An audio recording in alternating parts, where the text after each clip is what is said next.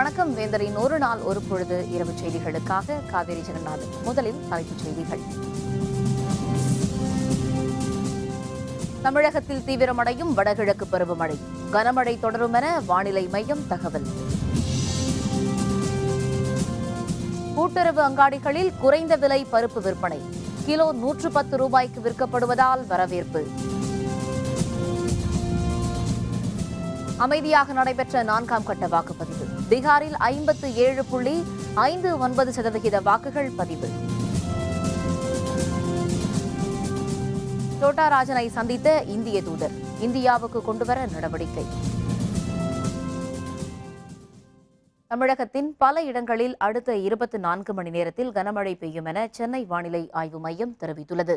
சென்னையில் செய்தியாளர்களுடன் பேசிய வானிலை ஆய்வு மைய இயக்குநர் ரமணன், குமரிக்கடல் பகுதியில் நிலை கொண்டிருந்த மேலடுக்கு சுழற்சி மேற்கு பகுதிக்கு நகர்ந்து லட்சத்தீவுகள் அருகே நிலை பெற்றுள்ளதாக தெரிவித்தார். தமிழகத்தில் அடுத்த 24 மணி நேரத்தில் மழை பெய்ய வாய்ப்புள்ளதாகவும் ஓரிரு பகுதியில் கனமழை பெய்யும் என்றும் அவர் கூறினார். கடந்த 24 மணி நேரத்தில் அதிகளவாக சோத்துப்பாறையில் 100 மில்லிமீட்டர் மழையளவு பதிவானதாகவும் ரமணன் குறிப்பிட்டார். மேலடுக்கு சுழற்சியின் காரணமாக அடுத்த 24 மணி நேரத்திலே அநேக இடங்களில் நாம் மழை எதிர்பார்க்கலாம். ஓரிரு இடங்களில் கனமழையும் இருக்கக்கூடும். குறிப்பாக மேற்கு தொடர்ச்சி மலை ஒட்டிய பகுதிகளை நாம் எதிர்பார்க்கலாம். சென்னை நகரை பொறுத்தவரை வானம் மேகமூட்டத்துடன் இருக்கும். நகரின் சில பகுதிகளில் மழை வருவதற்கான ஒரு வாய்ப்பு உண்டு. இதனிடையே சென்னை தியாகராய நகர், நந்தனம், சைதாப்பேட்டை, வேளச்சேரி, கிண்டி உள்ளிட்ட பல்வேறு பகுதியில் பிற்பகலில் 2 மணி நேரம் கனமழை பெய்தது. சாலைகளில் மழைநீர் வெள்ளம் என பெருக்கெடுத்து ஓடியதால் போக்குவரத்து பாதிக்கப்பட்டது. மழைங்கிறது எல்லாரும் விருப்பப்படுவாங்க. பட் ஆனால் ஓவராக அடிக்கக்கூடாது, அதுதான் விரும்புகிறோம். மழைங்கிறது பெய்யலாம், ஒரு 1/2 hour பெய்யலாம், 1 hour பெய்யலாம். கண்டினியூஸாக பெய்யுதுன்னா எல்லாருக்குமே அது சஃபர் ஆகும். இப்போ கிளைமேட் நல்லா இருக்குது. இப்போ ஏன்னா ஒரு வாரம் அடித்த வெயிலுக்கு இப்போ நல்லா கூலிங்காக இருக்குது. ஸோ நல்லா இருக்குது. மழை ரொம்ப தண்ணிட்டே நிற்குது, ரோடு சரியில்லை, அதெல்லாம் அப்படியே கொஞ்சம் பலபலமாக இருக்குது. வண்டி சரியாக போக முடியல, பள்ளம் தான் அப்படியே இருந்தால் வண்டி பஞ்சர் ஆகி போகுது, போக்குவரத்து அதெல்லாம் போய் பார்த்துக்கோங்க. தமிழகத்தில் உள்ள கூட்டுறவு மற்றும் நுகர்பொருள் வாணிபக் கழக 91 அங்காடிகளில் குறைந்த விலை பருப்பு விற்பனை திட்டம் இன்று முதல் தொடங்கப்பட்டுள்ளது. பருப்பு வகைகளின் விலை உயர்வை கட்டுப்படுத்தவும் நுகர்வோர்களுக்கு குறைந்த விலையில் பருப்புகள் கிடைக்கவும் தமிழக அரசு நடவடிக்கை எடுத்துள்ளது. சென்னை, மதுரை, கோவை, திருச்சி ஆகிய பெருநகரங்களில் உள்ள கூட்டுறவு பண்டகசாலை, தமிழ்நாடு நுகர்பொருள் வாணிபக் கழக அங்காடிகளில் துவரம் பருப்பை கிலோ 110 ரூபாய்க்கு விற்பனை செய்ய முதல்வர் ஜெயலலிதா உத்தரவிட்டிருந்தார். இதன்படி தமிழகத்தில் உள்ள 91 அங்காடிகளில் குறைந்த விலை பருப்பு விற்பனை இன்று முதல் தொடங்கியுள்ளது. சென்னையில் மட்டும் 20 பல்பொருள் அங்காடிகளில் விற்பனை மேற்கொள்ளப்பட்டுள்ளது. துவரம்பருப்பு 110 ரூபா காமதேனில் கொடுக்குறாங்க கவர்மெண்ட்ன்றது ரொம்ப சந்தோஷமான செய்தி. அதுவும் தீபாவளி சமயத்தில் ஏழை எளிய மக்களுக்கு கிடைக்கிற மாதிரி செஞ்சுருக்கிற இந்த தமிழக அரசு ரொம்ப நல்ல நடவடிக்கையை நினச்சி ரொம்ப சந்தோஷப்படுறோம். ஒரு ஆளுக்கு 1 கிலோ வரைக்கும் தராங்க 110 ரூபா விலையில். வெளியே 170, 200 ரூபா விற்கிற நிலமையில் இது 110 ரூபான்றது கொஞ்சம் அஃபோர்டபுளாக தான் இருக்குது. அதனால் நல்ல திட்டம் தான் இது. பருப்பு விலை கம்மியாக இருக்குது அப்படின்னு சொல்லிட்டு அங்காடியில் கொடுக்குறேன்னு சொன்னாங்க. அதனால் 10 பேர் சொன்னதுனால நான் இங்கே வந்திருக்கேன். விலை கம்மி வாங்குறதுனால எங்களுக்கும் எங்கள் குடும்பத்தில் எல்லாருக்குமே ரொம்ப சந்தோஷமாக இருக்குது. வெளியில் வாங்குறது மிச்சமாகும் எங்களுக்கு. இன்றைக்கி பருப்பு வாங்க வந்திருக்கேன். இது இப்போ இருக்கிற எல்லா மக்களுக்குமே பொருளாதார பிரச்சனைகளை இது பருப்பு விலை இந்த அளவு 110 ரூபாய்க்கு கொடுக்குறது எல்லாருக்குமே சந்தோஷம். வீட்டில் அவங்களுக்கு எப்படி இருக்கிற சூழ்நிலைக்கு இந்த விலை பருப்பு கம்மியாக வாங்குறது அவங்களுக்கு எவ்வளவோ யூஸாக இருக்கும். இதேபோல் மதுரையில் பாண்டியன் கூட்டுறவு மொத்த விற்பனை பண்டகசாலை, திருநகர், அழகப்பன் நகர், டிவிஎஸ் நகர் உள்ளிட்ட 11 இடங்களில் மலிவு விலை பருப்பு விற்பனை தொடங்கப்பட்டுள்ளது. 1 கிலோ துவரம் பருப்பின் விலை 110 ரூபாய்க்கு விற்பனை செய்யப்படுகிறது. இப்போ 1 கிலோ 110 ரூபா போட்டிருக்காங்க. ஒரு மாதத்துக்கு முன்னாடியே இது பண்ணியிருந்தா நான் இப்போ பால்சா ஜாமான் வாங்கிட்டேன். திரும்ப இப்போ வாங்க வேண்டிய சூழ்நிலை வந்துருச்சு. அதை கவர்மெண்ட்டு முதைய பண்ணியிருக்கலாம். ஏழைகளுக்கெல்லாம் கொஞ்சம் உதவியாக இருந்திருக்கும். பீகாரில் நடைபெற்ற 4ஆம் கட்ட வாக்குப்பதிவில் 57.59% வாக்குகள் பதிவாகியுள்ளன. பீகாரில் 7 மாவட்டங்களில் உள்ள 55 தொகுதிகளுக்கு இன்று காலை 4ஆம் கட்ட வாக்குப்பதிவு தொடங்கியது. 13,535 வாக்குப்பதிவு மையங்களில் ஏராளமானோர் காத்திருந்து வாக்களித்தனர். அனைத்து வாக்குப்பதிவு மையங்களிலும் மாநில காவல்துறையினரும் துணை ராணுவ படையினரும் பாதுகாப்பு பணியில் ஈடுபட்டனர். ஒரு சில அசம்பாவித சம்பவங்களை தவிர அமைதியாக வாக்குப்பதிவு நடைபெற்றது. இதனைத் தொடர்ந்து இறுதிக்கட்ட வாக்குப்பதிவு 57 தொகுதிகளில் வரும் 5ஆம் தேதி நடைபெறுகிறது. பதிவான வாக்குகள் அனைத்தும் வரும் 8ஆம் தேதி எண்ணப்பட்டு முடிவுகள் அறிவிக்கப்படுகின்றன. மிகவும் பின்தங்கியுள்ள பீகார் மாநிலத்தின் முன்னேற்றத்திற்கு முக்கியத்துவம் அளிக்கப்படும் என பிரதமர் நரேந்திர மோடி தெரிவித்துள்ளார். பீகாரில் 5வது மற்றும் இறுதிக்கட்ட தேர்தல் வரும் 5ஆம் தேதி நடைபெறுகிறது. அரசியல் கட்சி தலைவர்கள் தீவிர பிரச்சாரத்தில் ஈடுபட்டுள்ளனர்.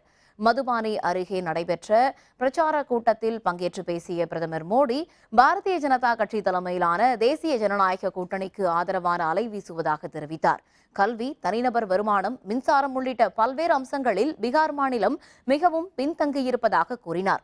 சட்டப்பேரவை தேர்தலில் பாரதிய ஜனதா கட்சி வெற்றி பெறும் என்றும் ஆட்சி பொறுப்பேற்றவுடன் முன்னேற்ற திட்டங்களுக்கு முன்னுரிமை அளிக்கப்படும் என்றும் மோடி குறிப்பிட்டார். प्रति व्यक्ति आय की दृष्टि से बिहार हिंदुस्तान में 29वें नंबर पे पड़ा है। शिक्षा की दृष्टि से बिहार देश में 29वें नंबर पे है। प्रति व्यक्ति विद्युत की खपत बिहार देश में 29वें नंबर पे खड़ा है। शुद्ध पीने का पानी मुहैया कराने की दृष्टि से बिहार हिंदुस्तान में 26वें नंबर पे खड़ा है। இந்தோனேஷிய சிறையில் அடைக்கப்பட்டுள்ள சோட்டா ராஜன் விரைவில் இந்தியாவுக்கு அழைத்து வருவதற்கான பணிகள் மேற்கொள்ளப்பட்டுள்ளதாக வெளியுறவுத்துறை செய்தி தொடர்பாளர் விகாஷ் ஸ்வரூப் தெரிவித்துள்ளார். மும்பை தொடர் குண்டு வழக்கு உள்ளிட்ட பல்வேறு வழக்குகளில் தேடப்பட்டு வரும் நபரான தாவூத் இப்ராஹிமின் முன்னாள் கூட்டாளி சோட்டா ராஜன் இந்தோனேஷியாவின் பாலித்தீவில் கைது செய்யப்பட்டுள்ளார். இந்திய தூதரக செயலர் சஞ்சீவ் அகர்வால் அவரை சந்தித்தார். அப்போது தன் உயிருக்கு ஆபத்து இருப்பதாக அவரிடம் சோட்டா ராஜன் தெரிவித்துள்ளார். மும்பை காவல்துறையினரும் மத்திய புலனாய்வு துறையினரும் சோட்டா ராஜனை சந்திக்க உள்ளனர். இதனிடையே தில்லியில் செய்தியாளர்களை சந்தித்த வெளியுறவுத்துறை செய்தி தொடர்பாளர் விகாஷ் ஸ்வரூப், சோட்டா ராஜன் இந்தியாவுக்கு கொண்டுவர நடவடிக்கைகள் எடுக்கப்பட்டு வருவதாக தெரிவித்தார்.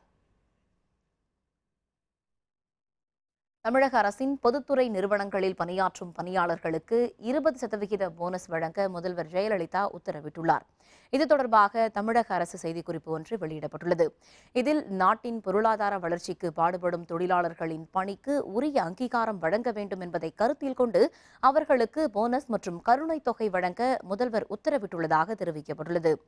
மின்சார வாரியம், அரசு போக்குவரத்து கழகம் போன்ற பொதுத்துறை நிறுவனங்களில் பணிபுரியும் தகுதியுள்ள ஊழியர்களுக்கு 8.33% போனஸும் 11.67% கருணைத் தொகையும் வழங்கப்படும் என்று குறிப்பிடப்பட்டுள்ளது.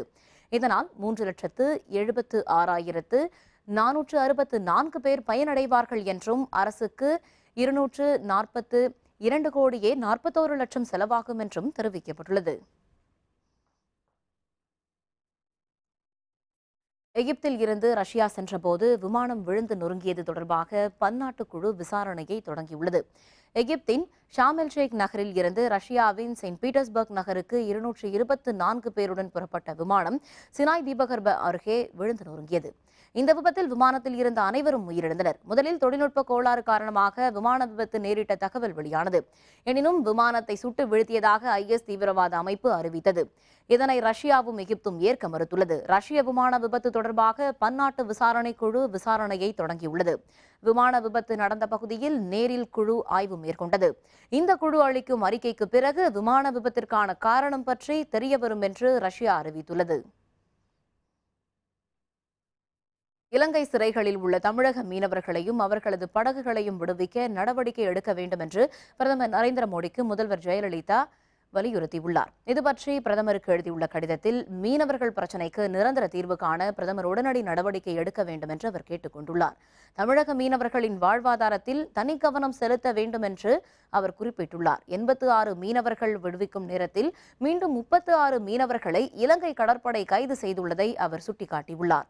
தமிழக மீனவர்கள் பாரம்பரிய பகுதியில் மீன்பிடிக்க பிரதமர் தலையிட்டு தீர்வு காண வேண்டும் என்றும் முதல்வர் ஜெயலலிதா வலியுறுத்தியுள்ளார். தமிழகத்தில் ஆட்சி மாற்றம் தேவை. திமுக பொருளாளர் ஸ்டாலின் கருத்து. விவரம் விளம்பர இடைவேளைக்கு பிறகு.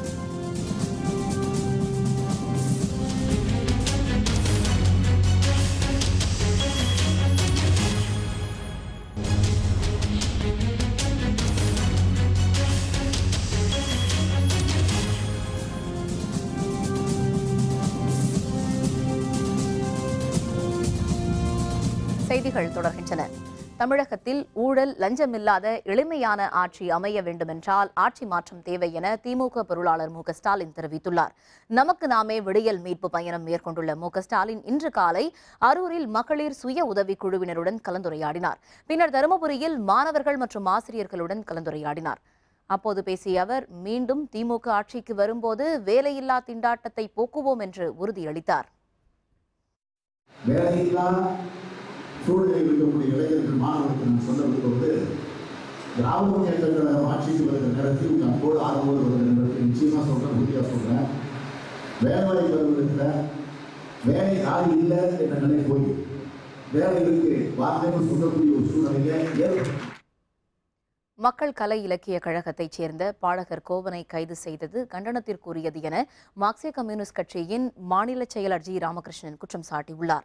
நாகர்கோவிலில் செய்தியாளர்களுடன் பேசிய ஜி ராமகிருஷ்ணன், அதிமுகவும் திமுகவும் ஊழலில் ஒரே நிலைப்பாட்டை உடையவர்கள் என்று தெரிவித்தார்.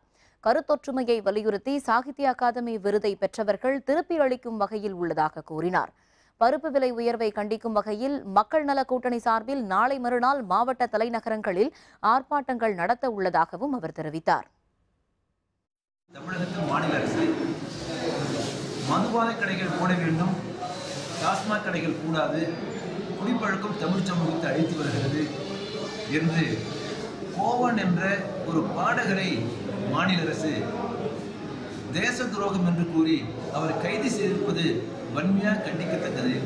உடனடியாக மாநில அரசு கைது செய்யப்பட்ட கோவனை விடுதலை செய்ய வேண்டும் என்று மார்க்சிஸ்ட் கம்யூனிஸ்ட் கட்சி வலியுறுத்துகிறது. கச்சத்தீவு பகுதியில் மீன்பிடித்துக் கொண்டிருந்த ராமேஸ்வரம் மீனவர்கள் 6 பேரை இலங்கை கடற்படையினர் சிறைப்பிடித்துச் சென்றுள்ளதை அடுத்து இந்த தீபாவளி துக்க நாளாகத்தான் இருக்கும் என்று மீனவர்கள் வேதனை தெரிவித்துள்ளனர். ராமேஸ்வரத்தில் இருந்து நேற்று 300க்கும் அதிகமான விசைப்படகுகளில் மீனவர்கள் கடலுக்கு மீன்பிடிக்கச் சென்றனர். கச்சத்தீவு பகுதியில் மீன்பிடித்துக் கொண்டிருந்த அவர்களில் 6 பேரை இலங்கை கடற்படையினர் கைது செய்து நீதிமன்றத்தில் நேர்நிறுத்தி சிறையில் அடைத்தனர். முன்னதாக கைது செய்யப்பட்டுள்ள 120 தமிழர்களை தீபாவளிக்கு முன்பே விடுதலை செய்யப்போவதாக அறிவித்த நிலையில் இன்று மேலும் 6 மீனவர்கள் கைது செய்யப்பட்டுள்ளனர். இதனால் இந்த தீபாவளி தங்களுக்கு துக்கமாகத்தான் இருக்கும் என்று மீனவர்கள் தெரிவித்துள்ளனர். படகுகளை ஃபுல்லாக பிடிச்சி அப்படியே இலங்கைக்கே எல்லா படையும் கொண்டுட்டு போயிடும் போல இப்படி இருக்கிற சூழ்நிலை. இப்போ இந்த அடுத்த வாரம் தீபாவளியை கூட நாங்கள் கொண்டாட முடியாத போல எங்களுக்கு மீனவர்களுக்கு ஃபுல்லாக தீபாவளி துக்க தீபாவளியாக தான் இருக்கும் போல. ஏன்னா மத்திய அரசு ரொம்ப இது சம்மந்தமாக கண்டிக்கவே மாட்டுக்கு, ரொம்ப மெத்தனமாக இருக்கு, பாராமுகமாக இருக்கு. தயவு செய்து மத்திய அரசு நாங்கள் வேண்டி கேட்டுக் கொள்வது, பாரம்பரிய இடத்துல மீன் பிடிக்கிறதுக்கு வழிவகை செய்யணும். நாட்டின் மத நல்லிணக்கத்தை வலியுறுத்தும் விதமாக சாகித்ய அகாதமி உள்ளிட்ட உயரிய விருதுகளை திருப்பி அளிக்கும் அறிஞர்களை மனிதநேய மக்கள் கட்சி பாராட்டுகிறது என கட்சியின் தலைவர் ஜவாஹிருல்லா தெரிவித்துள்ளார். துபாய், சிங்கப்பூர், அமெரிக்கா உள்ளிட்ட 36 நாடுகள் பங்கு பெறும் 2 நாள் ஹலால் மாநாடு புதுச்சேரியில் இன்று தொடங்கியது. உணவுப் பொருட்கள் முதல் மருத்துவ சேவை வரை அனைத்தும் தரமான உயரிய சேவை என்பதை மையப்படுத்தி மாநாடு நடைபெற்று வருகிறது. இந்த மாநாட்டில் கலந்து கொண்ட மனிதநேய மக்கள் கட்சி தலைவர் ஜவாஹிருல்லா, மக்கள் கலை இலக்கிய பாடகர் கோவனை தமிழக அரசு கைது செய்திருப்பது கண்டனத்திற்குரியது என்று தெரிவித்தார். பத்மபூஷன் விருதை பெற்றவர்கள், பத்மஸ்ரீ விருதை பெற்றவர்கள், சாகித்ய அகாடமி விருதை பெற்றவர்கள், இந்தியாவினுடைய தலைசிறந்த அறிவியலாளர்கள், இந்தியாவினுடைய தலைசிறந்த வரலாற்று ஆசிரியர்கள், வாழ்க்கையினுடைய அனைத்து துறைகளை சார்ந்தவர்களும் இன்று மத்திய அரசுக்கு எதிரான ஒரு போர்க்கொடியை தூக்கி இருக்கின்றார்கள். ஒரு மதசார்பற்ற இந்தியன் என்ற முறையிலே நான் அவர்களை பாராட்டுகின்றேன். மனிதநேய மக்கள் கட்சி அவர்களை வாழ்த்துகிறது. மாநாட்டில் கலந்து கொண்ட சிம்ஸ் மருத்துவமனையின் துணைத் தலைவர் ராஜு சிவசாமி, மருத்துவத்துறையில் நோயாளிகளுக்கு தரமான உணவும் நேர்மையான சேவையும் ஆற்ற வேண்டியதின் முக்கியத்துவத்தை எடுத்துரைக்கும் வகையில் இந்த மாநாடு இருப்பதாக தெரிவித்தார். இந்த ஹலால் தினமானது பல்வேறு நாட்டிலிருந்து வந்திருக்கும் மக்கள் அனைவரும் ஒருங்கிணைந்து தூய்மையான, மிகவும் நேர்மையான உணவு முறை, மருத்துவ சேவை மற்றும் அனைத்தும் தரமான வகையில் தருவதற்காக தான் இந்த மாநாடு கூடியிருக்கிறார்கள். தமிழக காவல்துறையில் பல்வேறு நிலைகளில் பணியாற்றும் 58 IPS அலுவலர்களுக்கு பதவி உயர்வு அளிக்கப்பட்டுள்ளது. இதுபற்றி தமிழக அரசு வெளியிட்டுள்ள செய்திக்குறிப்பில், தமிழக காவல்துறை தலைவர்கள் 6 பேருக்கு கூடுதல் காவல்துறை இயக்குநராக பதவி உயர்வு அளிக்கப்பட்டுள்ளதாக தெரிவிக்கப்பட்டுள்ளது. ரயில்வே காவல்துறை தலைவரான சீமா அகர்வால் குற்ற ஆவண காப்பக கூடுதல் காவல்துறை இயக்குநராகவும், சத்தியமங்கலம் சிறப்பு அதிரடிப்படை காவல்துறை தலைவரான சங்கர் ஜிவால் கூடுதல் காவல்துறை இயக்குநராகவும் பதவி உயர்வு அளிக்கப்பட்டுள்ளது. மேலும் 18 சரக காவல்துறை துணை தலைவர்கள் காவல்துறை தலைவராக பதவி உயர்வு உட்பட மொத்தம் 58 அதிகாரிகளுக்கு பதவி உயர்வு அளித்து தமிழக அரசு அறிக்கை வெளியிட்டுள்ளது. தீபாவளி திருநாளை ஒட்டி சென்னை தியாகராய நகர் ரங்கநாதன் தெருவில் கொட்டும் மழையை பொருட்படுத்தாமல் ஏராளமானோர் புத்தாடை எடுக்க குவிந்தனர். இது பற்றிய தகவல்களை தருகிறார் முதுநிலை செய்தியாளர் சையத். நவம்பர் 10ஆம் தேதி தீபாவளி பண்டிகை கொண்டாடப்பட உள்ள நிலையில் புத்தாடைகள் எடுப்பதற்காக சென்னை தியாகராய நகர் பகுதிகளில் மக்களின் கூட்டம் அலைமோதிய வண்ணமாக இருக்கிறது. ஏற்கனவே மாதத்தின் முதல் தேதி என்ற நிலையிலும் இன்று ஞாயிறு விடுமுறை நாள் என்ற நிலையிலும் மக்களின் கூட்டம் இரட்டிப்பு மடங்கு அதிகரித்திருக்கிறது. ஏற்கனவே இந்த கூட்டத்தை கட்டுப்படுத்துவதற்காக பலத்த போலீஸ் பாதுகாப்பு போடப்பட்டுள்ளது. சுமார் 400 போலீசார் பாதுகாப்பு பணியில் ஈடுபட்டு வருகிறார்கள். அதேபோல திருடர்கள் தொல்லையில் இருந்து மக்களை காப்பதற்காக சுமார் 180 கண்காணிப்பு கேமராக்கள் இப்பகுதியிலே பொருத்தப்பட்டுள்ளது.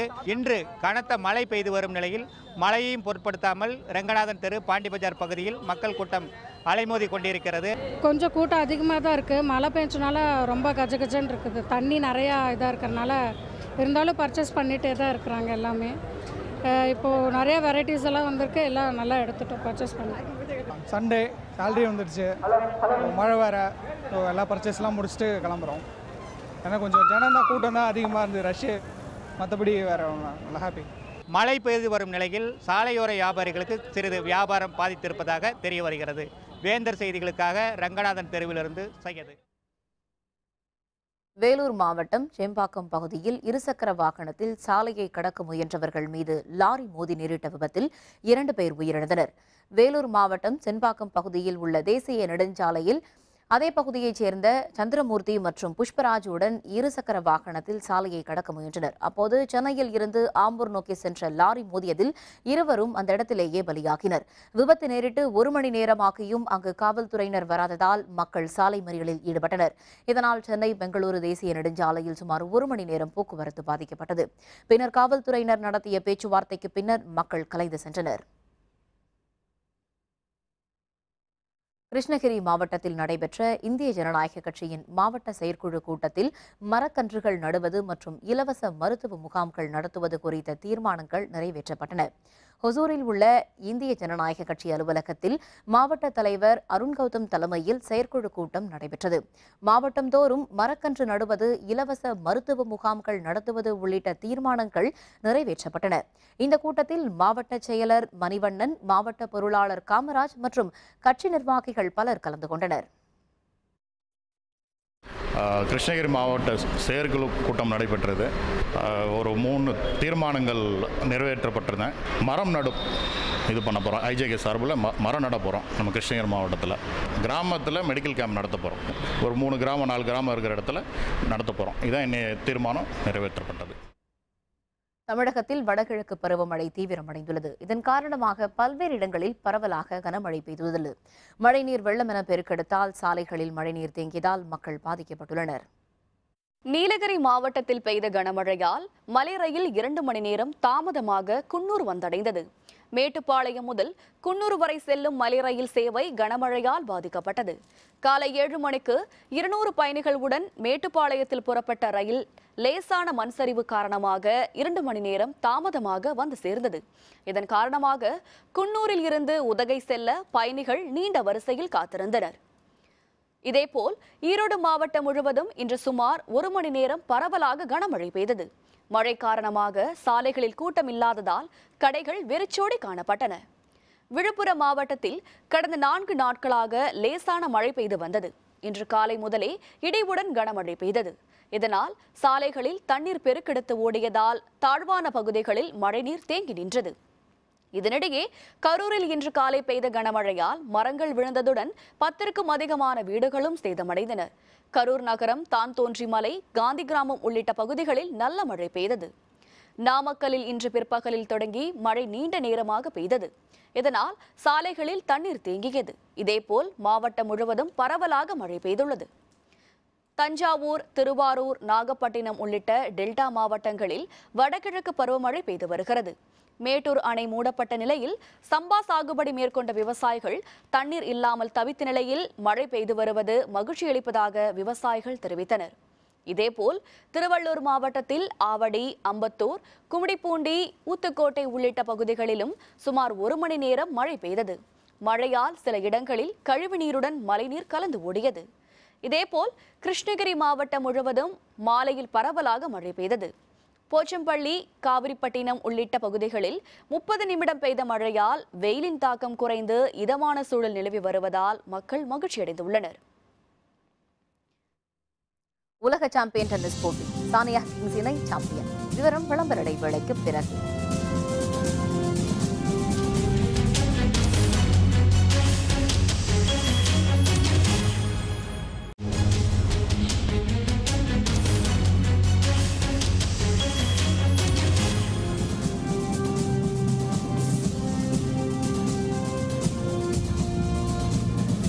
செய்திகள் தொடர்கின்றன. இனி அயலக செய்திகள்.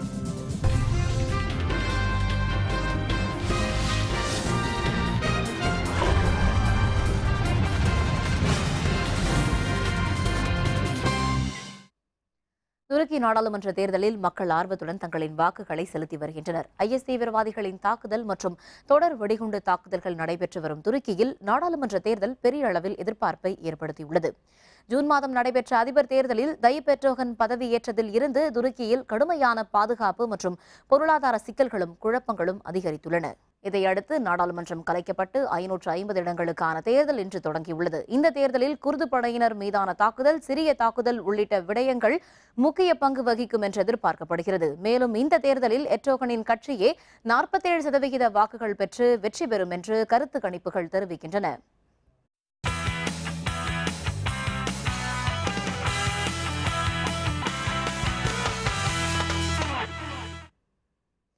உலக WTA டென்னிஸ் தொடரில் இந்தியாவின் சானியா மிர்சா, சுவிட்சர்லாந்தின் மார்டினா ஹிக்கிங்ஸ் இணை வெனிசுலாவின் முகுருசா, ஸ்பெயினின் நவரோ இணையை வீழ்த்தி சாம்பியன் பட்டம் வென்றது. உலக சாம்பியன் டென்னிஸ் போட்டி சிங்கப்பூர் நகரில் நடைபெற்று வருகிறது. இன்று நடைபெற்ற பெண்கள் இரட்டையர் இறுதிப் போட்டியில் தரவரிசையில் முதலிடத்தில் இருக்கும் சானியா ஹிக்கிங்ஸ் இணை முகுருசா, நவரோ இணையை எதிர்கொண்டது. தொடக்க முதலே ஆதிக்கம் செலுத்திய சானியா ஹிக்கிங்ஸ் இணை 6-0, 6-3 என்ற நேர் செட்டில் முகுருசா, நவரோ இணையை வென்றது. சானியா ஹிக்கிங்ஸ் இணை இந்த ஆண்டு மட்டும் விம்பிள்டன், அமெரிக்க ஓபன் உட்பட 9 சாம்பியன் பட்டத்தை வென்று முத்திரை பதித்துள்ளது.